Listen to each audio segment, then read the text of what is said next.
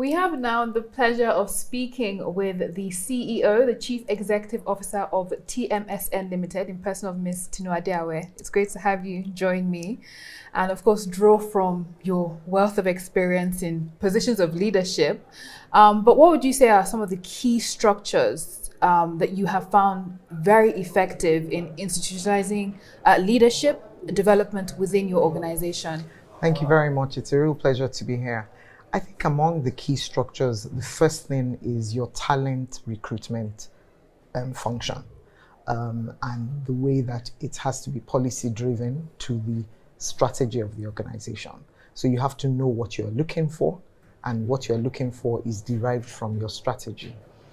Getting appropriate GDs, taking the people through an appropriate talent recruitment system that is transparent, it has integrity and it's auditable. Onboarding them appropriately so that they start being ingrained with the culture of the organization, and then being very clear about what their duties are, and then supporting them through their leadership journey. And so for leaders, it's not only about the substantive work that they've come to do. So you maybe your ED finance, but if we're grooming you and thinking that you may become the CEO, then there are all those additional things. Are you, for example, able to act for the CEO so that we know how you behave under pressure and being on the hot button seat? Are you able to present and convince at board meetings, or do you scare easily? Are you able to project the confidence that comes as the primary person who is the sole market, the prime marketer of the organization? So putting you in those positions, one by one of those skills that we need a leader of the organization to take.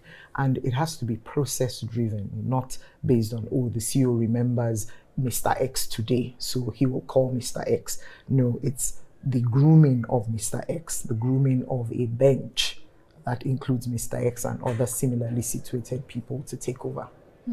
And on the panel, we listened to you speak extensively. There was also talk about succession planning. And then there are those who see it as a threat.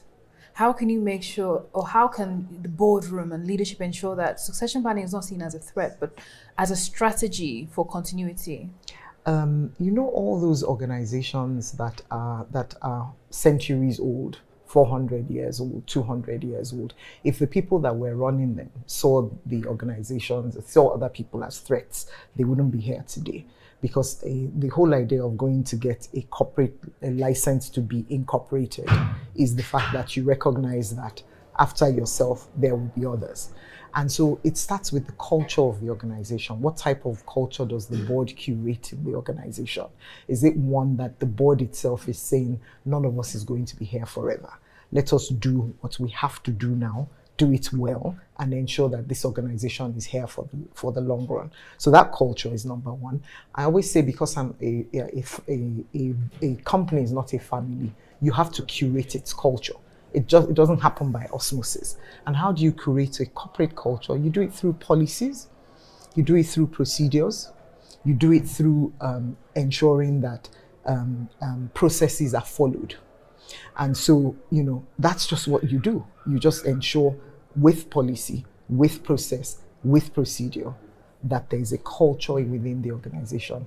And then you talk about it. So you communicate that, look, we are doing it as well as leaders, so we expect all of you to do it, and there's no fear. And you have attention to the problems that people may have, and you kind of try and find, how do we solve this problem? This person is thinking that because I'm talking about them documenting the work that they do, the policy says everybody's work has to be in standard operating procedures. Everybody's work has to be saved on a digital drive, so that if I drop, God forbid, I drop dead today and I'm doing something very critical, the company doesn't go bust. And some people don't want to do that because they're like, if everybody knows what I do, then it doesn't mean that. So letting them recognize that you're a human being. You should go on vacation. This job shouldn't be your whole life.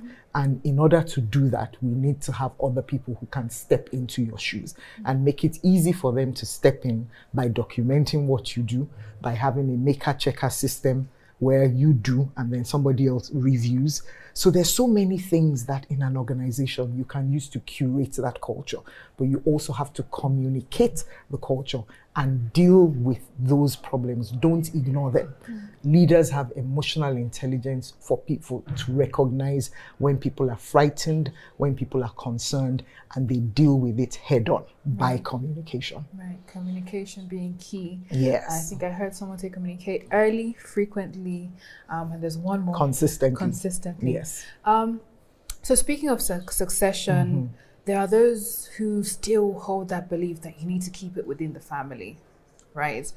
Do you understand the rationale behind such thinking? And in the 21st century, in the year 2025, with all that we're seeing happening, is that still a relevant strategy, and how do you navigate that?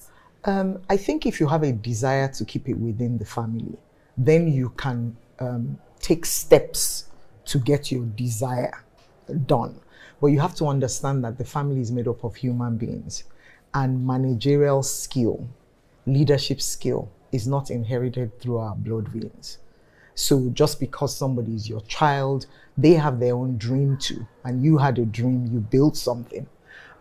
Somebody else has another dream and may be unhappy just following your own dream. So I think it's, again, communicating early to your children or whoever it is, look, this business belongs to us and I would like you to be involved, as opposed to just assuming that a child that has gone off to read medicine or a child that wants to be a rap artist is suddenly going to come and run your furniture company that is now worth billions. So communicating early, and if there's a resistance, realizing that you need to find another way. So there are too many unhappy people following dreams of other people because that's the family business.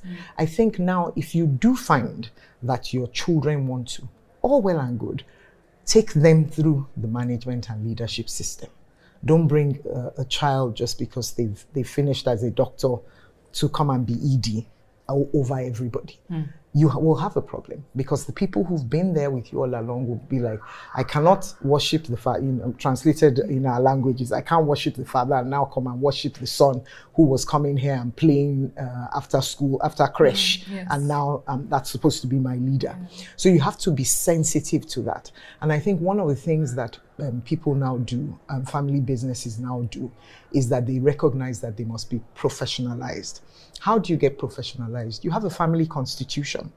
So just because somebody is not in the management of the business doesn't mean that they cannot benefit from the company. So your family constitution talks about the business, talks about what it takes to enter the business. Some family constitutions may even say, if you don't have an MBA, you cannot work in this. You may be a family member, but you cannot work in this business, or you cannot rise above a certain position. That doesn't mean your dividends will not go to the family, and you will still not get the benefit. But it is only those of you who are qualified from the family that will then be taken into the business. And that way you protect the crown jewel of the family, as opposed to bringing in everybody, Tom, Dick, and Harry in the family, because every family has Tom, Dick, and Harry, right? And bringing them and then, ruining or breaking the crown jewels.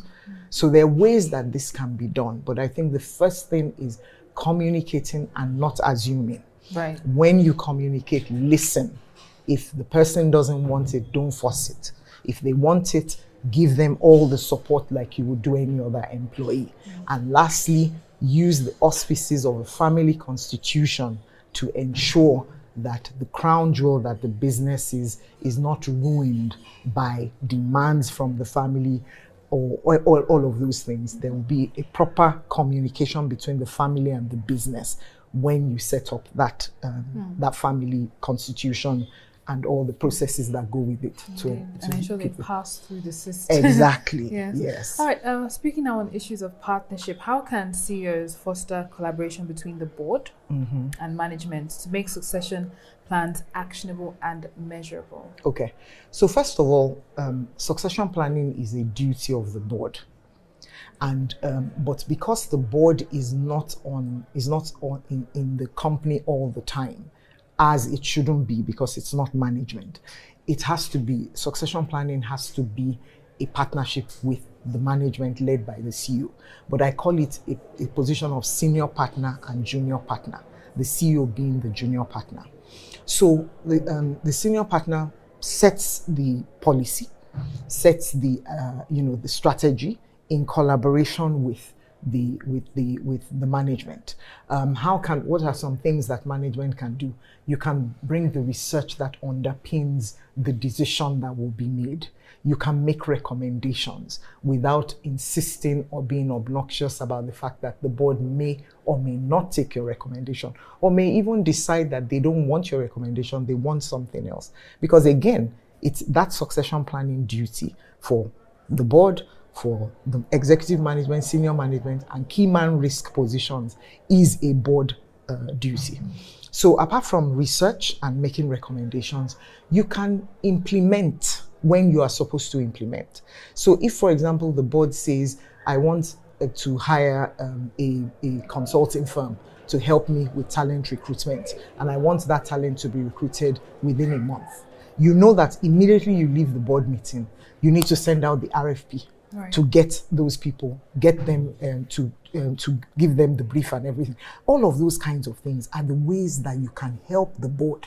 But if the board says, I want to recruit within 1 month, and you haven't done anything as of the 20th day of the month, then obviously, and the board is not going to come and do it themselves, they will act through you. So there are many ways that the CEO and management can frustrate the board because the board is not the one in management. So it's basically doing those things that will enable the board's decisions to be operationalized and reporting on them. The board too has to then require what types of reports do you want, because if they give you a volume of 200 and something pages with 57 resumes, is that what you want? Be clear about what you want. And management should do it for you. Right. Thank you very much for your time and insights. Thank you. Ms. Tinuade Awe, the CEO of TMSN Limited. Thank you very much, Joanna. It's been a pleasure being here with you.